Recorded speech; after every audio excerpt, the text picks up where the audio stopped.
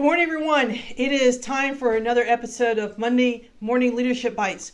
Hi, my name is Mary, and hopefully by now, this is episode 4, and hopefully you're getting a sense that there is no such thing as a one-size-fits-all leadership style. There is no formula to follow. There are no steps to take.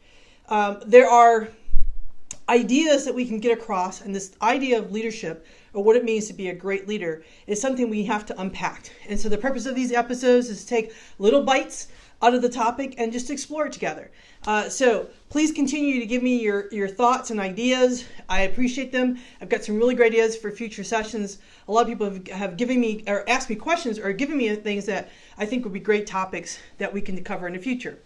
But today I want to talk about what I think are the 6 common leadership myths. When I talk about leadership or entrepreneurship or write about it, these are things that kind of come up time and time again, and I want to explore them with you. So the first one is that leaders work smarter, not harder. I don't get it. I don't understand what that statement means. And we say that a lot, not just with leaders, but just in general, that you've got to learn to work smarter, not harder. What do we mean by that? Are we saying that there's somehow we can get around hard work by working smarter?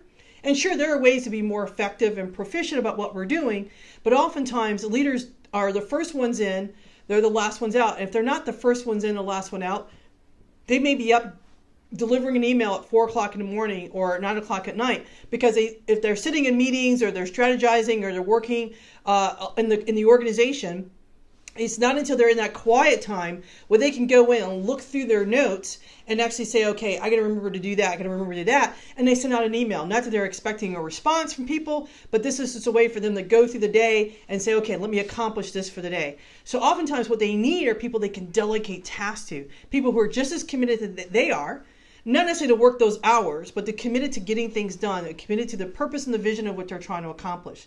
And so leaders are not so much working smarter, not harder. They need a team to delegate to. Myth number 2, leaders have all the answers. A couple years ago, I was asked to facilitate a team building effort, and it was 2 teams that worked virtually, but they were the same team on the same leader. They had very similar goals in which they needed to accomplish for the organization, but one's a European team and one's a U.S. team. And before walking in, the HR person, the one who hired me to come in and do the session, she gave me 2 pieces of information. One, she said the team doesn't tend to work together because there becomes this us versus them, U.S. versus Europe. And then the other thing is they're waiting, the VP they had resigned for personal reasons, and they were waiting for a new VP to be assigned.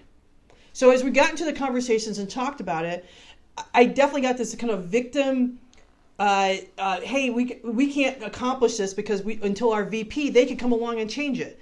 And while that may be true, that a new VP coming in might have some different ideas, but best case scenario, the person had just left. So you're talking 60 to 90 days before someone gets hired, another 60 to 90 days for that person can come up to speed on what's going on in that division and that organization.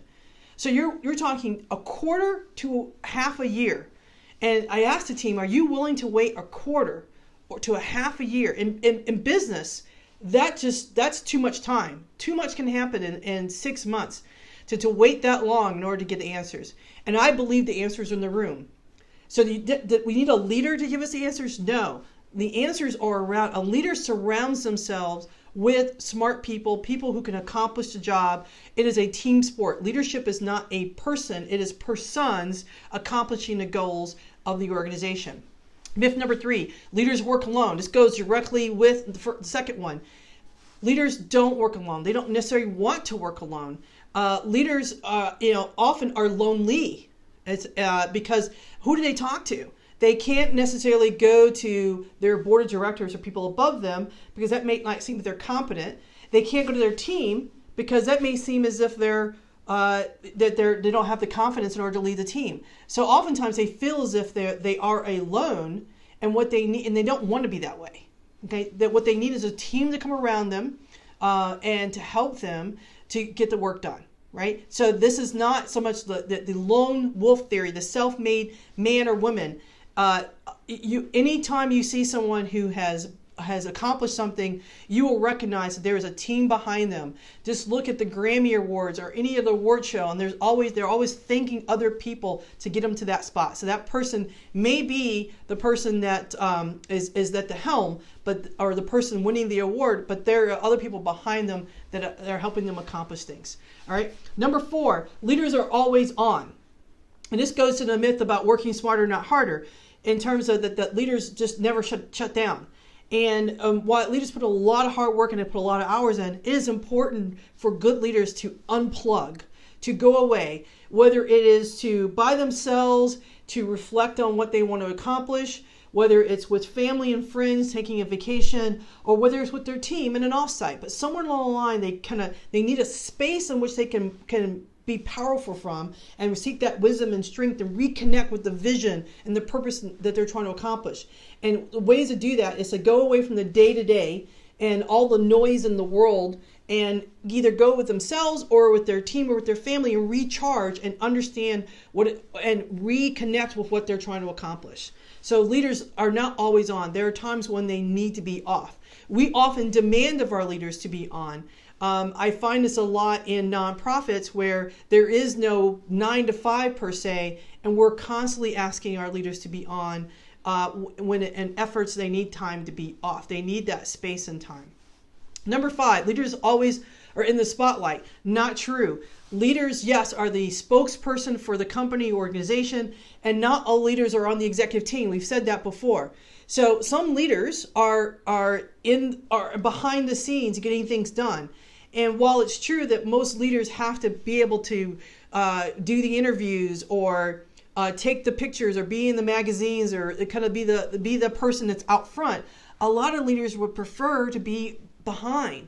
But because they have a title, CEO, president, that sort of thing, then owner, founder, then we put them up front because they were the original a person that came up with the vision, right? So we put them out front, but oftentimes there are leaders, there are people you've never heard of before that have brought a company or an organization to new heights and to new territories and really grew that organization, and they were never in the spotlight.